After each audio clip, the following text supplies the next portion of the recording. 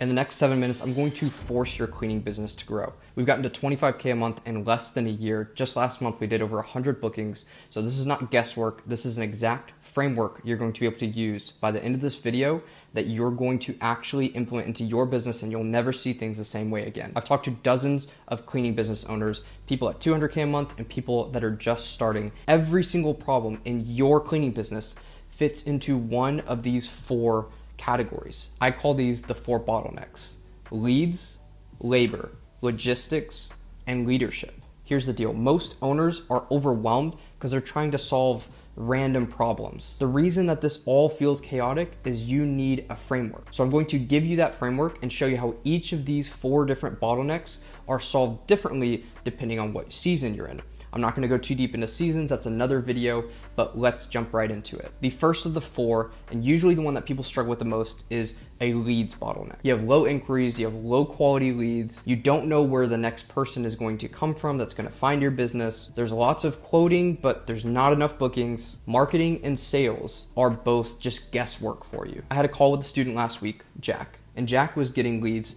for $40 a lead through Google Ads, but his business is still struggling. So when we actually broke down his numbers and evaluated what his leads problem was, we found that his close rate was actually 20%.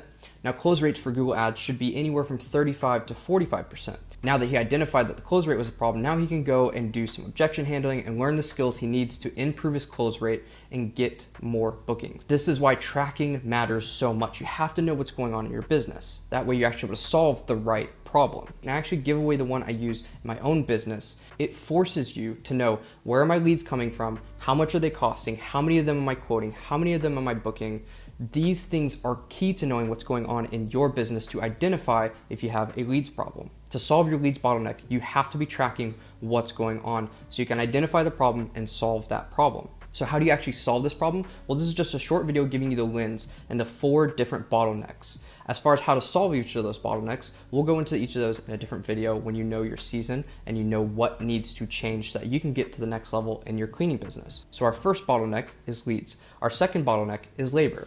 This isn't usually the problem for people, but if it is, it's going to be a huge detriment to your business. A labor bottleneck, very simply, is when you have demand for bookings, but you don't have people to fulfill. You don't have subcontractors, employees, or enough cleaners to actually do all the cleanings that you're booking. It can also look like having bad turnover, having no-shows, inconsistent quality in your cleaners, or you just can't find cleaners, period. Again, labor problems look different based on your season. So for instance, Shane, a student of mine in California, for 3 months, he couldn't even find cleaners. He was in the survival season.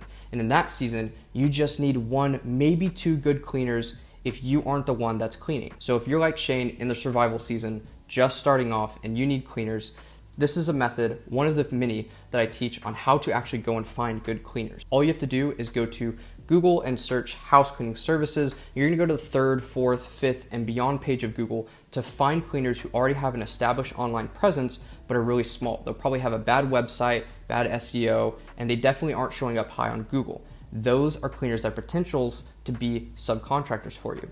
The second way is going to Google Maps and zooming into a small area and looking for cleaners that only have 1 to 10 reviews at most and are not active on their Google business profile. You can call those cleaners and see if they'd be willing to be a subcontractor for you. These cleaners are often hungry, they want extra work, and they're happy to join your list of subcontractors. When Shane did this, he immediately was able to find someone within a day and has partnered with them from that point to beyond in his business today. For our business, we're in a completely different season. So for us, it looks like constantly onboarding new cleaners and looking for cleaners that have high quality through a test phase of over 2 weeks the minute that we onboard them.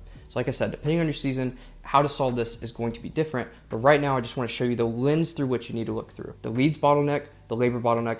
The third bottleneck is logistics. A logistics bottleneck looks like scheduling chaos. Texts are everywhere. You're not following up with past clients that you already cleaned for. You're definitely not following up with the people from 3 to 6 to 12 months ago that didn't book your service because you don't have an automated follow-up system or a CRM. If everything is just in your head, you likely have a logistics problem. This is how it was when we started our own business. We're using a Google Voice number, and with a Google Voice number, you can't track where people are in your sales process. You can't follow up with people well. It's just a nightmare. Eventually moved to our CRM, and in the past 2 weeks, we've actually gotten 5 other cleaning business owners who have used our CRM and are now going to be able to more easily handle their business where they are and at scale. Logistics doesn't get solved by trying harder, it gets solved by systems and processes. The final bottleneck is a leadership bottleneck. You'll experience a leadership bottleneck as you grow in your business when there's no leadership beneath you. It's all running to you, through you,